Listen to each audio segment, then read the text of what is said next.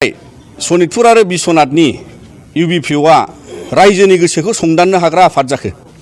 बिथांमोनहा आन्दलन जाफुनाय थार्ड फेजनि आन्दलननि समाव आसामाव बर' कसारी काउन्सिल दानांगौनि थाखाय बर' कसारी अट'नमास काउन्सिल दानांगौनि थाखाय दाबि खालामनानै जोनोम मोन्दों। जोंहा गोजोननाय दं जानांगौ।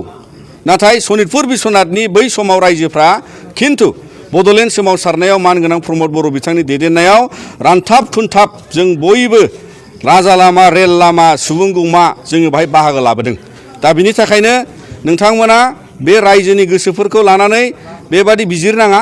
मानोना नोंथांमोननि सेन्ट्रेल इउबिपिअनि दरखास्तआव मोनसे क्लियार बाथ्रा ओंखारदों। बिथांमोना बेखौ मख'नायनिफ्राय माब्ला बिथांमोना सोरनिफ्राय बेबादि सार्टिफिकेट मोनखो बेखौसो जों सोंदों। बिथांमोना लिरदों बेयाव जे लिस्ट अफ लेफ्ट आउट बर' villages from Sonitpur and Biswanath outside of बिटिसि होननानै माब्लानिफ्राय लेफ्ट आउट जाखो बे गामिफ्रा जेब्लासिम बिटिआरआव सोनायनि खामानिया सोलिगासिनो दं जोबाखै।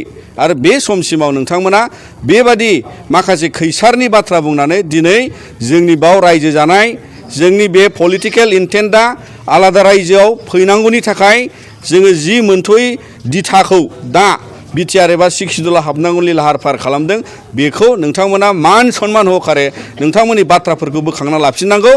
आरो बे नोंथांमोननि बे 161 गामि बिख'नायखौबो नोंथांमोना बेखौ उइथड्र खालामनानै बेखौ दिनै बन्द खालामथ'नांगौ होननानै जों खावलायो। दिनै बिश्वनाथ जिल्ला नौदा दख'रायावदि मोनसे सानसुमैफोरनि सावराय जख'न्थाय लादों दा बिनि सायाव मा फोरमायगोन?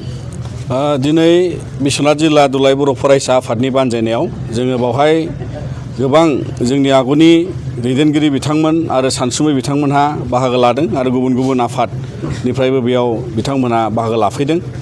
आरो बेवहाय बिटिआर गोरोबथानि सोमोन्दोआव जोङो गुबैयै जोंनि जे आद्रा थानाय गामि थिसननायनि मेन बिथांखिखौ लानानै जोङो बावहाय गुवारै सावरायनाय जादों।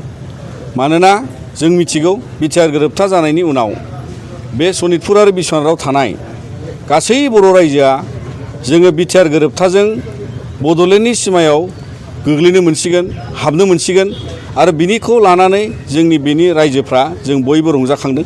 आरो दुलाराय बर' फरायसा आफादा बे बिथांखिखौ मावफुंनायाव आसाम सरकारनि गेजेरजों कमिसन दानायनि उनाव जोङो नारा नाथा गोबां खेब जोङो दासिमबो जोंनि दाबिनायखौ जोङो लाखिबोदों। आरो बियो दिनै मोनसे अबस्थासिमाव 60 गामिया हाबखांबाय इलेक्सनावबो बाहागो लाबाय आरो बे मोनसे प्रसेसआव दाबो दं। नाथाय दुखुनांथाव बाथ्राया बे जे जोंहा दासिम जोङो सनितपुर आरो बिश्वनाथखौ ज' खालामनानै 539 गामि बिनिफ्राय दङ। आरो बिटिसिनि खोलायाव सिगांनि एकट बादि आद्रा थानाया 95 गामि दङ। गासै 634 गामि मोनबावनांगौ जोंहा दङ।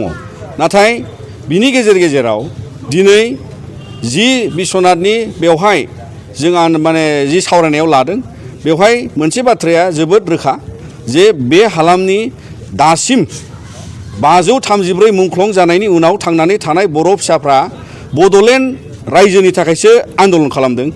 आरो बड'लेण्ड मोनथ'यैनि सिगां सिक्स सिडुल काउन्सिलाव बिटिआर एकर्डनि दारै हाबनो मोननांगौनि लाहार फाहारावसो जों दङ। नाथाय बिकेडब्लिउसिनि थाखाय आन्दलन खालामाखै।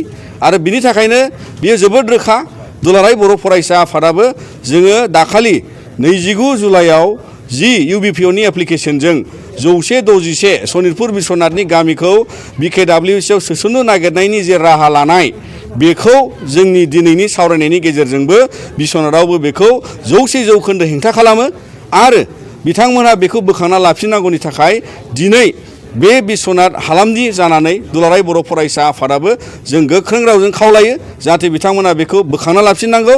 आरो बिटिआर गोरोबथानि गामि सोसननायनि गामि हाबजोबनायनि खामानिया जोबागौमानि बिकेडब्लिउसिआव हाबनांगौनि गामि बिख'नांगौनि बाहाय खुनु प्रश्न गैया। मानोना बिथांमोनहा अराय सम गोसोआव दं जे जोंबो गोसोआव दं बे बिश्वनाथ ओनसोलनि रायजोफ्रा ओंखाम उखै हाबनानै दुखु खस्थ' खालामनानै थै दान होनानै बिथांमोना बड'लेण्डनि सोमावसारनायाव बाहागो लादों। बिथांमोना बिकेडब्लिउसिनि आन्दलनाव बाहागो लायाखैमोन।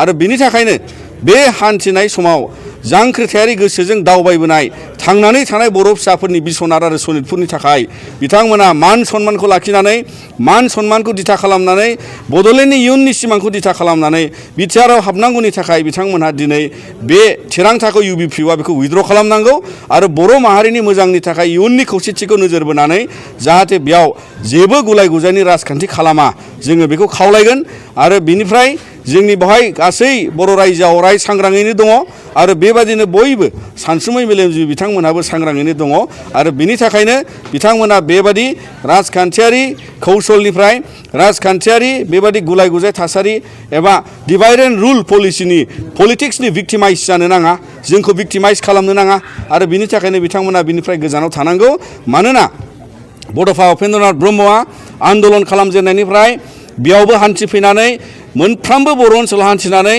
बिथाङा जोंखौ बुंलांदों जे united we stand divided we fall बिनि थाखायनो जों जयै गसंनांगोन आरो गावस्रायोबा जों जेनगोन आरो बिनि थाखायनो सनितपुर बिश्वनाथनि गोख्रों माहारियारि गोसो थानाय बिथांमोनहा दिनैसिमबो बे इउनाइटेड मोनसे माहारियारि स्पिरिटआव सेन्टिमेन्टआव दं आरो बेखायनो जोंनि बेयाव थानाय दुलाराय बर' फरायसा आफादनिफ्राय जों खावलायगोन जे बर'फोरनि बिश्वनाथ आरो सनितपुरनि सेन्टिमेन्टजों माहारियारि बादजों गेलेनाङा नङाबा बियो उननि समाव माने बियो बर' माहारिनि थाखाय मोनसे गोसोम दागो जागोन होननानै जोङो दिनै नोंथांमोनखौ खावलायगोन जे बेखौ बोखांनानै गोख्रै लाफिननांगौ आरो जोंबो बोखांनांगौनि थाखाय आसाम सरकारखौ जोङो खावलायगोन। नाथाय UBPआ मैया सनितपुरनिफ्राय जे बिटिआरआव जाय थानो गोसो गैया जों बिथांमोनखौसो बुंदों आरो जाय बिटिआरआव माने सिमायाव जाय बे गोग्लैया नै बिथांमोनखौसो खावलायदों होननानै बिथांमोना डिक्लेयार होदों मैयानि दिनाव बेनि सोमोन्दै